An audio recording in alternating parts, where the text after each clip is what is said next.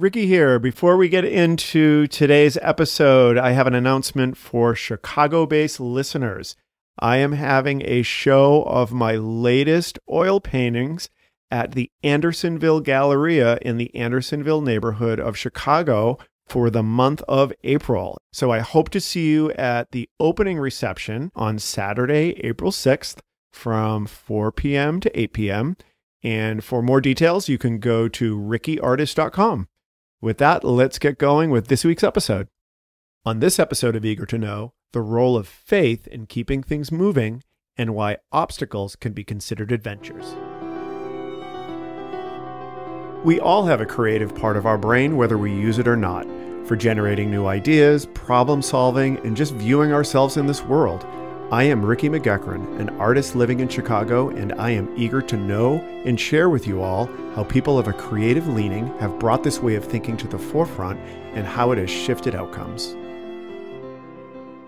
Juan is an entrepreneur, TV host, artist, designer, and speaker. He travels the world painting and exhibiting his work, as well as commercializing his brand, Dream Big.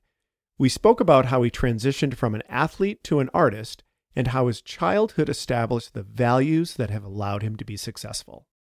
A small programming note, the audio on this episode sounds a bit different than usual because it was not recorded in my usual studio. So Juan, your background originally was very focused on physicality. You did triathlons, you were a tennis instructor, you were a tennis player. So you now that's like a different part of your mind. Now you obviously use a different part. Can you tell me a little bit about the experience of using physicality in your daily life and in your work? So yes, I was a tennis player, grew up since I was 6 years old playing tennis. Played until I was 24, then I became a triathlete, but all along I was running. So like you said, my life was more as an athlete, and that I guess that discipline. So a lot of things I use now in my work as an artist or as a designer, an entrepreneur as well. A lot of it is the discipline that you develop doing a sport for so many years. Yeah. So a lot of that has been very beneficial. So discipline, also, when you're in sports or you have, you use your physical ability in a sports setting, competition, the will to win. Yes. All of that has helped me a lot as an entrepreneur. I do two things. I'm a designer, artist, Yep. but I'm also an entrepreneur. Gotcha.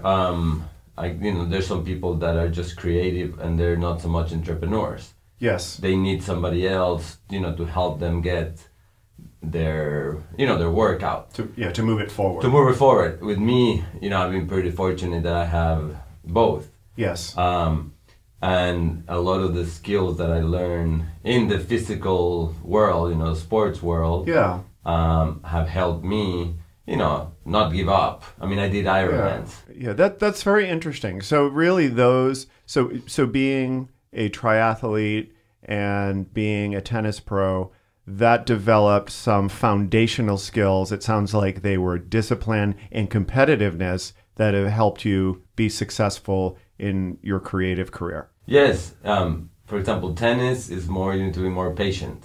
Okay. Tennis is more of a it's physical, but it's like small 30-second, 1 minute, that you're going fast or running, then you get a break. Okay. It's more mental. Yes. Well, all sports are mental, but tennis is more, patience. Yep. Strategy. Yes. And then you take triathlon. Take an Ironman that lasts 10 hours, non-stop. You don't. You can get a break if you want to, but the goal is to finish as fast as possible. So Ironman, up to a certain point, after certain hours, it's all about not quitting. Yeah. Yeah. You don't get that time that you get in tennis to sit down, when there's changeovers and, use a towel. Yeah. Triathlon is just go for, it's I mean, if you're decent, you do 9 hours. Yeah. So during that period, were you creative in any way, or were you really just driven by those ideas that we talked about around discipline and competitiveness? No, as a young kid, no, I was never creative in the sense that I never painted, I never designed, I never took art classes. My dad, when I was 7, he put me on tennis. I love tennis. Yeah. And really, that became my my life. Yeah. I used to go running with my mom too. She was also very athletic, so we would go swimming, running. That's great. You're very lucky to have that, to have parents that embrace physical fitness. And were they competitive as well? My dad played soccer competitively. Yeah. My mom not, but she just liked to swim. We grew up in Mexico, up in the mountains, and so I would go with my mom since I was 6, 7. I mean, we would walk, but I would run, and I mean, it was fun, and I mean, my greatest memories are either playing tennis with my dad at the club, or running or walking on the mountain with my mom. Okay. So I think that background really gave me, since I'm 47. Obviously, I mean, I was competitive from the age of 7, 8, until 30. Yeah. So that's 24 years of every day. I knew every day I had a goal. I would wake up and either, if it was tennis, then I played tennis and tournaments, and I played in college. Then after college, it was triathlon. I did for 5 years, travel around the world with triathlon. So 24 years of doing something that wires your brain. When you're doing something, anything daily, whether it's good or bad, the little neurons in your brain are being rewired to support whatever you're doing. And I didn't even know I was going to be an entrepreneur or an artist or a designer, because I didn't discover that gift until 10 years ago. Yeah. So let's talk about that. So it sounds like at some point a creative door opened that was not opened before. And it sounds like it happened a little bit later. A lot of the people that I interview who are visual artists, they always talk about how they were pretty universally the artsy kid. They were always doing arts and crafts. When a project in school was needed that required an artist, everyone would always look to them. It sounds like you were not that, and that really this door opened around the age of, in your 30s. Can you tell me about that experience of that opening up? Yeah, I mean, so I wasn't even looking into it, It wasn't, like you mentioned, I wasn't like the typical kid that, always did art. But no, I mean, it really happened. My first kind of like opening into the more, what's the word? It was television first, which is different than art, but it's still more creative. Yep. It was when I met this guy who owned a non-profit TV network, and just talking, he offered me to do a TV show on his network. He didn't pay me because it was a non-profit network, but he told me, hey, if you do a show here to inspire people, I'll put it on the air. And so I was like, okay.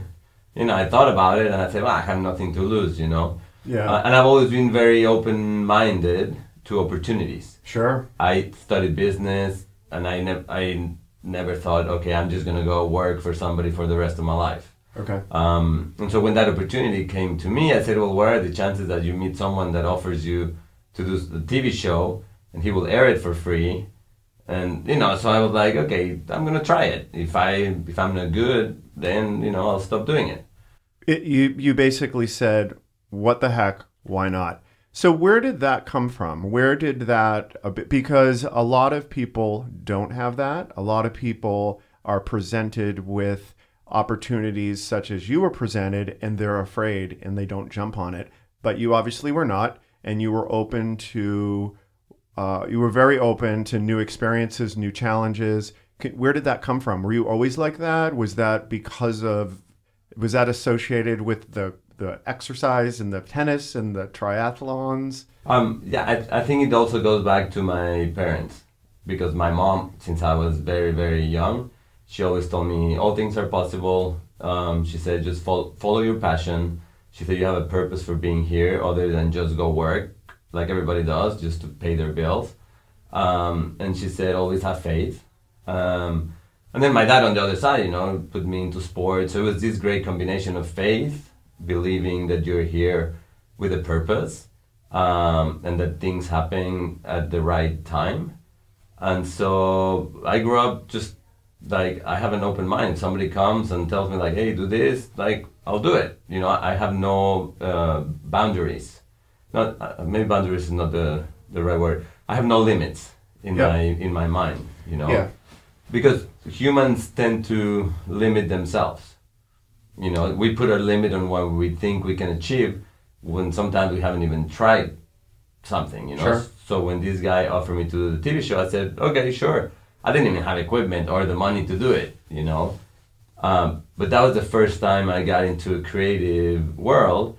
And then I realized that after the show started airing, that my what I was trying to communicate was, because people started writing me to thank me and to tell me that I was inspiring them. So you got feedback. So I got this, positive feedback, and I'm like, wow, like, this is great. Like, I must be doing something right, because if you can impact people in a positive way, it means you're doing something right.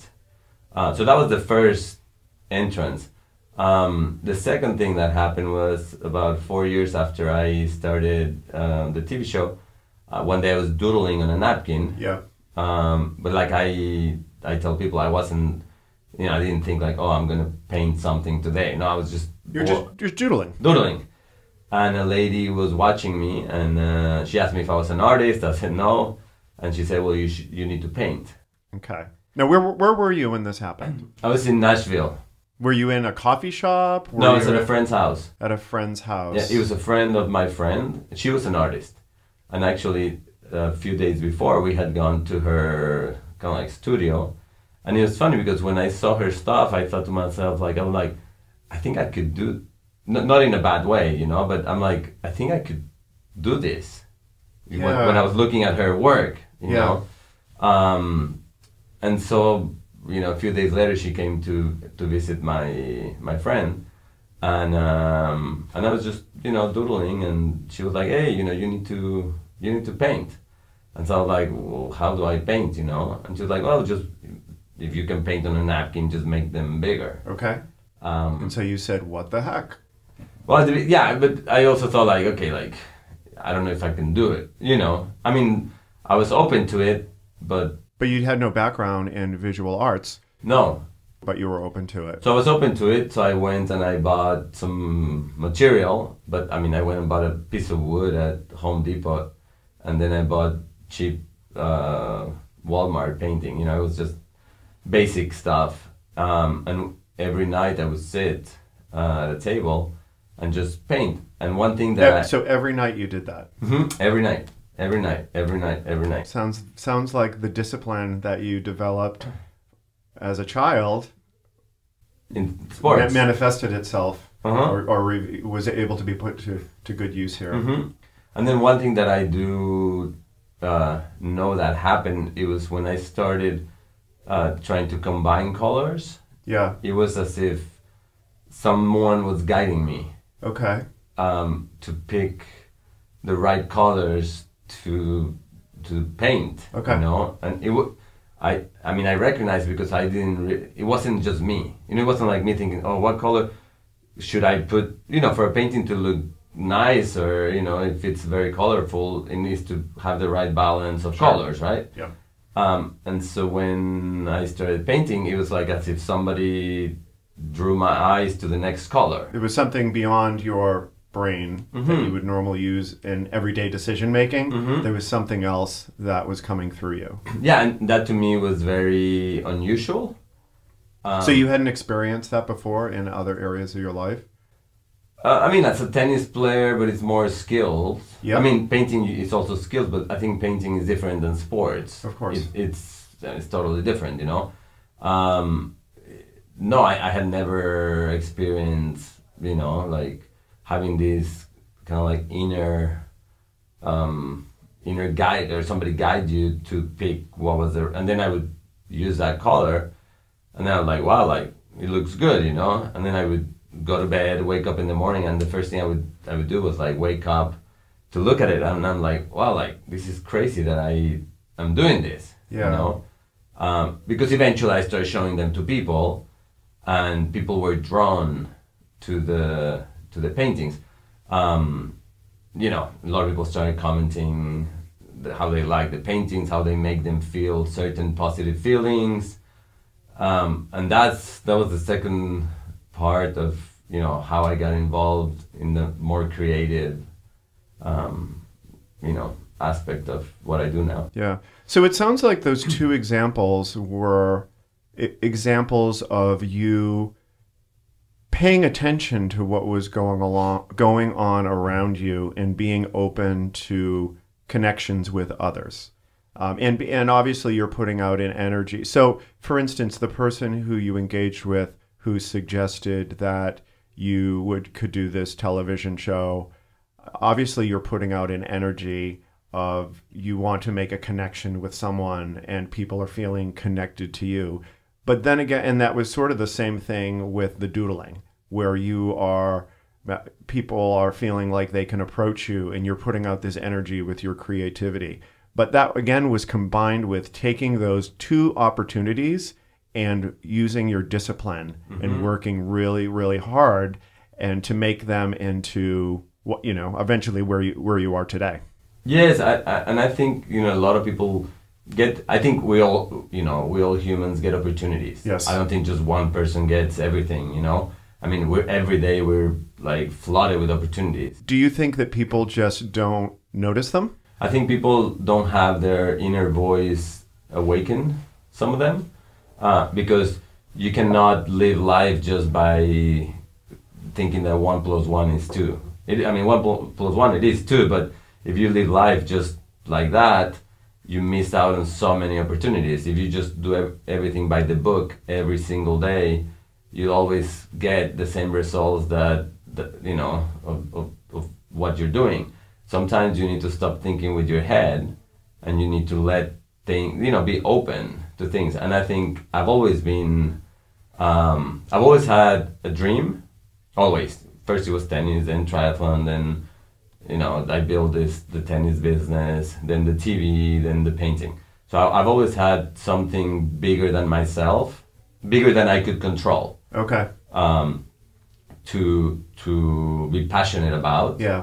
I've always done the same with every dream. You wake up the next morning and it's like, how am I going to do this dream? You know, discipline, working hard. I never take no for an answer. And I think a lot of people out there, you know, they're like, okay, yeah, well, I have this dream, but the next day, you know, they wake up at 12. Yep. And I mean, I see that all the time. You know, I put in 14 years with my brand Dream Big, which includes the TV part, the merchandising now, and my art. It's been 14 years of, you know, 12, 14 hours a day. Yeah. I would have not been able to do that if I didn't have the discipline that I had since I was young. I mean, you can become disciplined at any stage in your life. You know, just because you didn't play sports or you didn't have discipline when you were a kid doesn't mean that if you're 40 you cannot start to have some discipline. But it takes, you know, discipline to be disciplined. No, that makes complete sense. That makes complete sense to me. So you are currently a designer, entrepreneur, and you travel around the world. When you were a kid growing up, did you ever envision that this is what your life would be? No. Maybe traveling, yes, you know, because I always liked traveling. But as a designer, artist, entrepreneur, you know, that I would have in merchandising and stores, no, because I didn't even grow up around people like that. I grew up, you know, my dad was an engineer, but he was very athletic. My grandfather he had a successful business as an accountant. And I was surrounded more with business people. other than creative people. So I was never in front of painters or designers, or I mean, sometimes you hear the stories of famous designers, and they tell you like, hey, my grandmother had a sewing room. Right. Yeah, you do hear that a lot. And I was always in with textiles, and that's where my love from. That's not your story. No, it was totally up. And then sports obviously had nothing to do with design and art. My first dream, yes, it was to be a professional tennis player. Mm-hmm. I got to play in college in the US. And then I realized that, okay, I was already 24, and, my talent gave me to accomplish to play in college, But that didn't, a lot of people, when they don't accomplish one dream, they get mad at life, or at, like, if I had this dream, how come it didn't happen? And for me, and then it's over. And then it's over. Like, they don't do anything else with their life. Yeah. For me, it wasn't like that. I took it as, okay, I accomplished this. I'm 24. I'm sure I'm going to do many other things. And that way of thinking was because of my mom as well. Yeah. My parents, how they raised me. You don't take one failure as the end of the world. And it doesn't matter what age you are. Is that something that they told you, or is that something that they lived and you observed, or both? They lived. For example, my parents were divorced when I was 15, and it was very hard for me. But I always saw my mom happy. Always. I never saw her and I never heard from both of them talking bad about each other. Each of them, lived their separate lives, and I saw that they were happy, and I'm like, okay, well, that was an obstacle in their lives that they overcame, but happy, and they both, grew in their lives. Yeah. I think people get to obstacles, and suddenly, if they cannot overcome that obstacle, it's like their life is over.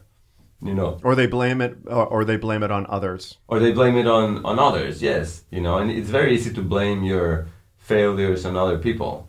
Oh, he didn't do this, or Sure. and there's so many excuses you can make. Which sometimes are valid, but you can't focus on them. You have to focus on what you can change and what you can do in your own behavior. Yes, I could have blamed my parents. They were divorced, and now, what was going to happen with my life? And I know so many people that are so mad at their parents. When I love both of my parents, and Yeah. hey, great that it's just when you start seeing obstacles as adventures and ways to overcome them. Obstacles as adventures. I've never heard of. It's like if you're going to go climb Everest. It's a big obstacle to get. But if you're passionate about climbing, you're going to make sure you overcome every obstacle. And each step you take could be an adventure in a way, Sure. So for me, obstacles are... Every day is an adventure, today I don't even worry about obstacles. So you have a level of confidence in yourself that regardless of what is thrown in front of you, you'll be able to get through it and potentially even embrace it as an adventure. Yes, and confidence in myself, and also faith. Without faith, it's really hard to do anything. So is this faith in like a God higher power, or like a type of thing, or is this faith? Can you tell me a little bit about that? It's a combination. I have faith in God. Okay. I'm not religious. I grew up Catholic. Because in Mexico, everybody's Catholic, but just because you're born in a country, everybody tells you, I'm Catholic, So I'm not so much religious, but my mom instilled, and my grandmother was Jewish, so my mom instilled in us, to believe that there's a God that's bigger than you, that has a purpose for your life, that can guide you. But then you also need to have confidence and faith in you. Yes. Because I also know a lot of people that pray to their God or God, and then they wake up and they don't believe in what they're doing. Or they don't do anything. Or they don't do anything. Like they pray in the morning and then they're in bed till noon. Yeah. Not acting. Yeah, and so I'm very fortunate that I have both. It's a partnership. Yeah, I have faith in God, and I have faith in myself. I'm confident in my talents. I'm confident in who I am. I mean, I don't brag about, myself, but you need to have a certain level of confidence in and belief in what you're doing and who you are. Of course. If not, people think like, okay, this guy doesn't even believe in what he's doing. So I think it's very important to I mean, for me, there's been so many obstacles, like so many, but I've also seen miracles. Okay. Through this adventure, I've seen so many miracles that there's no way I could have orchestrated all of that to happen. Yeah. Unless there was someone bigger watching over me. Okay. And I think people don't experience miracles a lot of times because they don't step out. If you control everything every day, how do you expect to let someone in? You know what I mean? I know exactly what you mean. It's really hard. Regardless of whether it's a spiritual, well, I think it's probably always a spiritual thing, but whether it's a religious thing, there's an idea of sort of letting go the reins of things in your life from your own control. And it does open you up to things to who knows what's going to happen. For instance, I mean, even those examples that you gave where it was about the doodling and someone observing it, that's something you could not have controlled or planned. Or, you can't go and get a degree from a business school and plan an experience like that. That is simply being yourself and being open and letting things happen. Mm-hmm.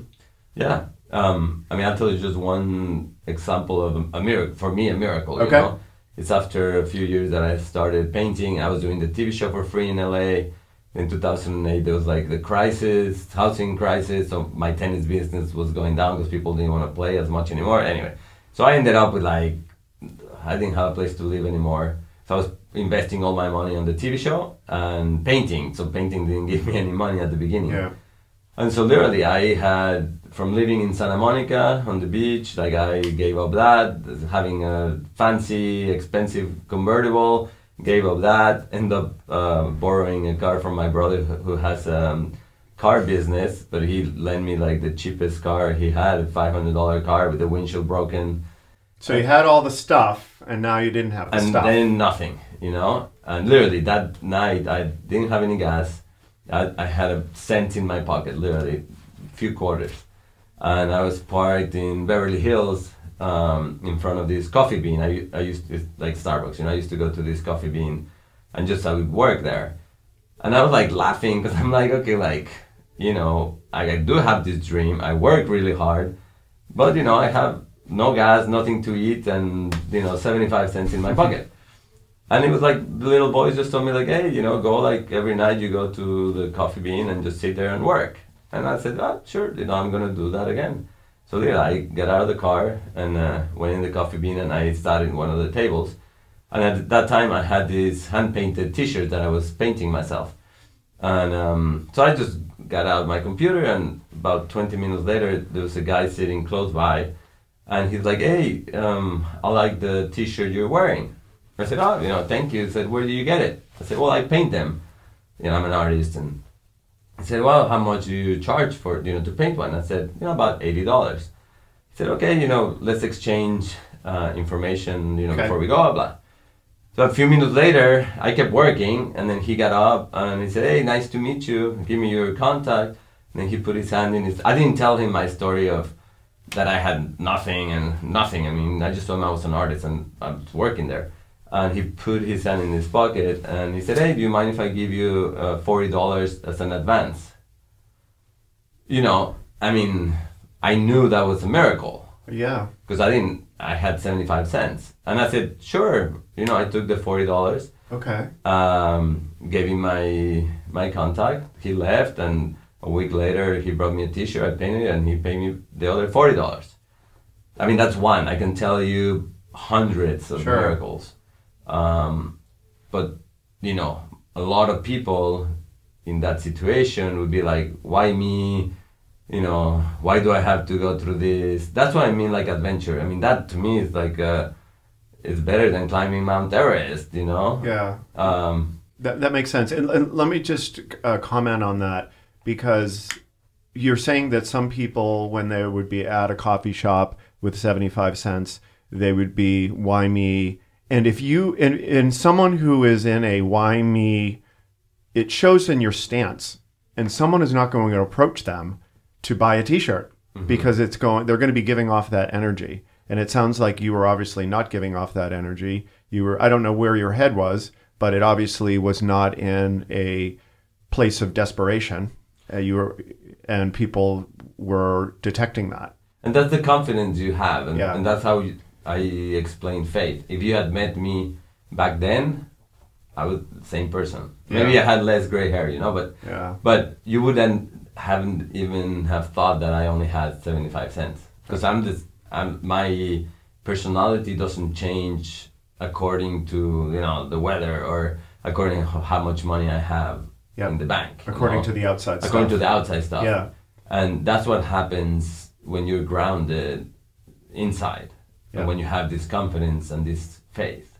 So how do you think that people could find that inner confidence and that faith and that groundedness? People that are listening to this. So I think faith comes by feeding your spirit. Okay. I think nowadays it's even tougher to feed your spirit because we're bombarded with so much trash. I mean, social media, internet, everything out is just not, few things feed your spirit. You turn the news on and it's like killings everywhere. Yeah. So one thing that I'm also very fortunate is, since I was a kid, my mom always sowed in us our spirit. Okay. Not all by the words she told us, but like I said, I'm not religious, but for me, like the Bible, I've read the Bible, the Old Testament, the New Testament. I've taken a lot of wisdom, from that book. So you have read the Bible? Yeah, since I was 13 years old. So is that, I've never read, I grew up Catholic, but I've never read the Bible. And is that something you would read like a book from beginning to end, or is that something that you reference for inspiration? When I was young, and I was like 14, most of my friends at 14, they didn't even care, about the Bible or anything. But my mom gave me a Bible when I was 14. It's when my parents were getting divorced. Okay. And I thought, okay, like why is my mom giving me a Bible? Like this is not like a fun gift. Not for a 14-year-old. No, but I always saw my mom. But we all have a spirit, and our spirit sometimes is drawn, to feed the spirit is drawn to things that will feed the spirit. Yep. It's like your body. You're hungry. You're drawn to things that would nourish your body. Or what it needs, like salt, or But sometimes we're like, okay, the spiritual part is like, oh, I don't want people to think I'm like religious or But I used to see my mom or watch her read the Bible all the time. Okay. And she was always happy. Like she was not religious at all. So one day I really took the Bible and I just opened it, and it was like in Proverbs. And I just started reading, and I realized like there was so much wisdom, and so many positive, words in for example, just Proverbs, that I kept reading it. Okay. Since I was like 14, 15, and I read it every day, and I took, like, for example, there's like a verse that I love, it says, trust in the Lord with all your heart, lean not into your own understanding, in all your ways acknowledge Him, and He will direct your path.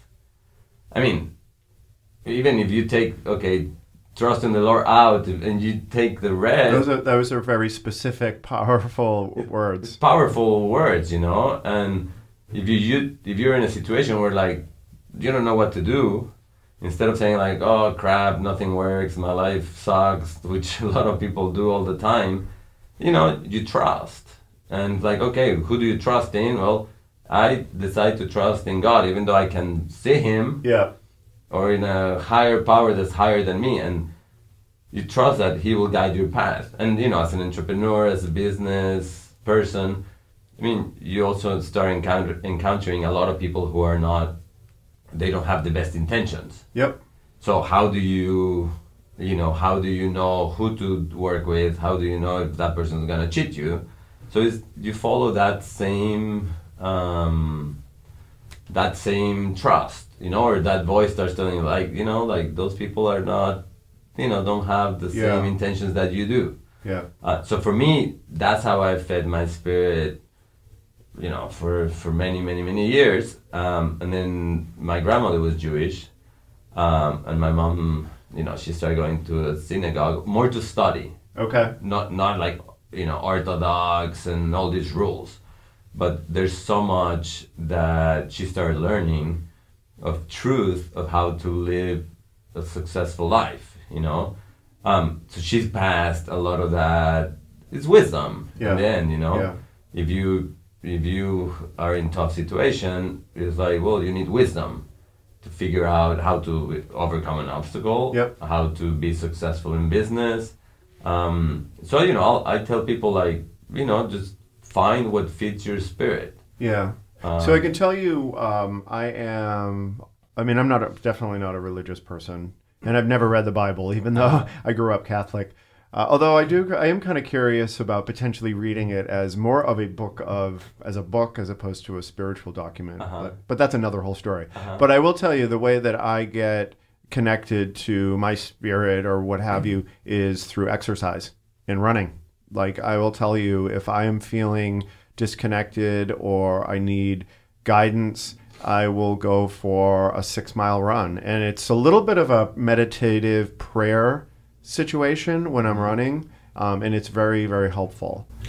Yeah, for me, sports and running and like you said, like running is always, it clears your mind, but then that voice talks to you. Yes. Ideas. I get so many ideas running. It's unbelievable. It changes my brain. Like something happens. It's like taking a drug, really. Like, I hear people take like psychedelic drugs like mushrooms, which I've never done, but it can be a little bit like that. Like, I will have a challenge, and if I go for a run and I'm really focusing on my breathing, I will come up with all of these ideas that I just simply would never come up with if I wasn't in that heightened brain state that running does to me. Yeah, it's the same for me. That's why I still keep running. I think more people also need to take exercise as a form of, because running or biking, or it takes your mind out of the place you're how did I say it? It takes you out of the environment that you're always in. Like every day you're in this environment, whether it's like homework, work, home. If you have kids, it's like, oh, you take your kids. It's like people getting this monotonous life, like with nothing new. So I always tell people, like, do something. If you always drive the same road to work, like, mix it up. Or if you always go to the same place to get your coffee, go to another one. It's like completely. And travel. Or try something. Just try be open to trying a new experience, because I completely agree with you that people do the same cycle. It's like home, work, Netflix, whatever, and then on the weekends, whatever people are doing, it's probably the same thing, whether it's like going out to a bar drinking, or whether it's staying home and catching Netflix binging or what have you. But I think being open to new adventures, it kind of inspires you, and you never know how it's going to inspire you to see things in a different way. Yeah, and then when you go different places, you meet different people too. Yes. It's like if you go to most people humans are, we tend to do the same thing every day because we're comfortable. Yeah. It's hard to get out of that comfort zone, but when you get out of it, then you realize, like, wow, and that's what I talk about. Like, for me, life is an adventure. I don't take it as, oh, I have to wake up and do this, and which. Yeah. I love what I do. Yeah. Thank God that I'm fortunate to live of my passion. But if I kept doing it over and over the same way every day, I would get the same results every day, Yeah, and I think looking at your life and looking at what you do in a fresh way can make it more exciting. So one of the people that I interviewed for my podcast is a realtor. And the idea of being a realtor isn't particularly thrilling to me because I think about it as selling homes. And you can listen to the interview, but he thinks about his job as creating communities. So he's basically like selling homes in communities and pulling different people together to create a community. And we talked about this. I'm like, if I got out of bed every day thinking that's what I'm doing, that sounds incredible. That sounds amazing. That's much more interesting than selling a house. Sure. So it's kind of like the similar idea of what you're saying. Think about what you're doing in a new, fresh way. Makes it much more inspiring to get out of bed every morning. Yeah, and you can be creative in any profession. I mean, you know, you don't have to be an artist or a painter or an actor. Or I mean, you can be creative as a mechanic, or you can be creative as a housewife, or as an engineer or a business person. I think creativity gives you the opportunity to discover what you do, but in a different way. Yeah. You know? What do you, I agree with you. And I keep hearing that. Well, that's kind of one of the points of the podcast, and it keeps coming up. Can you talk a little bit more about that, about how someone who is in a role that isn't traditionally considered creative, how they could approach it in a creative way or be more creative? You know, I mean, there's a lot of professions that, I mean, if you're a doctor, you know, it's hard to say like, okay, you know, today instead of operating the same, you know, the way you have to operate. I mean, there's professions that are very specific. Absolutely. To get a result. You know, you can't play with your patients. You know, you kill them. Absolutely. I mean, that's what being a doctor is all about, is protocol. I mean, you still have to be specific in how you do your job. Sure. And how you do it, but is the outside of that protocol. Yeah. Is how do you do your life so it's not monotonous. Okay. You know? So it's like the doctor getting from home to hospital same way so it's like you become, you know, you try to change things in your life, and like we say, you know, if you go to the same place every weekend, go somewhere else. If you go to the same bar or the same gym, or if you run 6 miles every day, the same loop, well, do it in a different way another day. Yeah. You know, other professions are easier to entrepreneurship. You know, business people, you can be more creative. You know, I mean, I have the opportunity to literally do whatever I want. I'm selling my merchandising, you know, and I don't just go by the book. If I go to like a big retailer and they tell me like, okay, well, we'll take it on consignment, I'll figure out a way that, you know. Well, that's the whole idea of being creative is such a big component of being an entrepreneur. Yeah. Is being able to not go by the book, the established rules, and to be able to, you know, think on the fly and come up with new ideas. I remember years ago, I started a small web development business, and I was friends with someone who was going to medical school to become an anesthesiologist. And I remember I was envious because I knew that I'm sure he's a very wealthy anesthesiologist right now.